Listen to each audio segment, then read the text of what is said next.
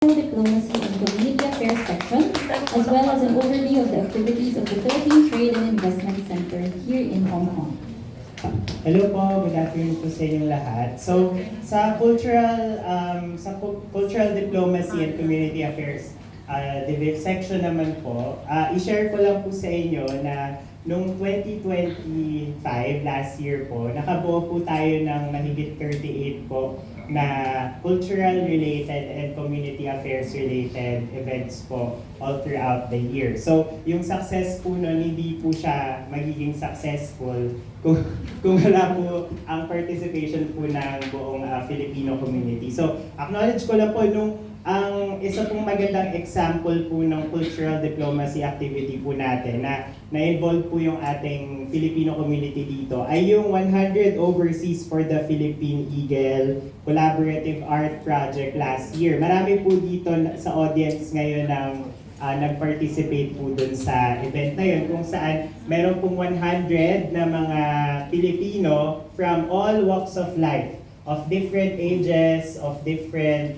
visa status here in Hong Kong were able to participate and made their mark and shared po on painting po a coherent, a single image of the Philippine Eagle. So yung imahe po na yun ng Philippine Eagle natin, nakaschedule po siya na i-display po sa ating newly renovated po na 14th floor Philippine Consulate General Office. Ayun.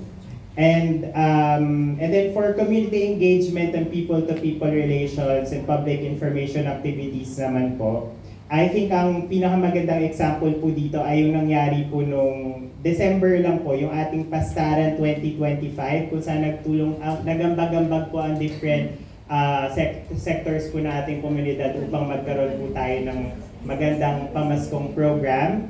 At syempre yung pong ating Christmas Mass for Hope and Healing for survivors of the type of fire.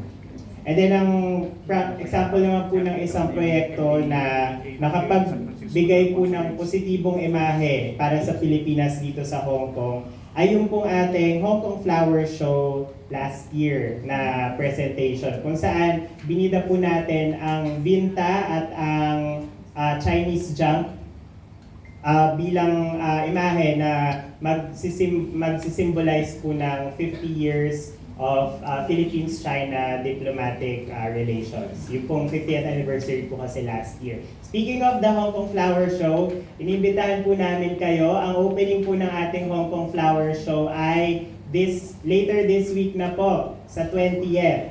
So sa Saturday po yung opening ng Hong Kong Flower Show until the 29th po. So, meron po ulit tayo dong bagong Philippine booth. Maganda po yung may bagong pakulo tayo doon.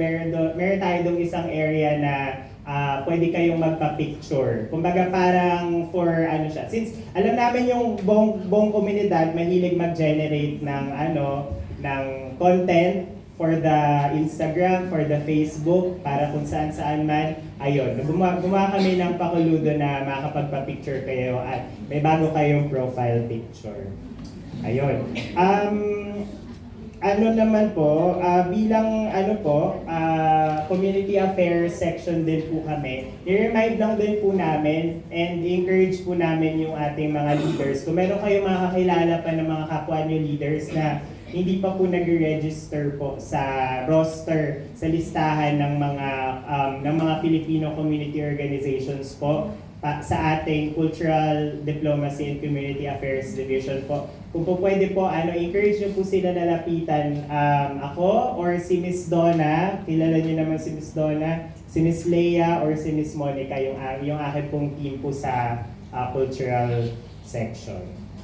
Ayun po. And syempre, yung pinaka-importante po tungkol po sa Philippine Independence Day celebrations po natin, mamaya po, i-discuss po mamaya ng ating butihing Consul General. Ayun. Yun lang naman po for cultural section. So meron pong hinanda yung ating Philippine Trade and Investment Center po na presentation. Kaya lang po si Vice Consul Bobby Roberto Mabalot po ay hindi po available ngayon, so ako na lang po magbibigay ng presentation on his behalf.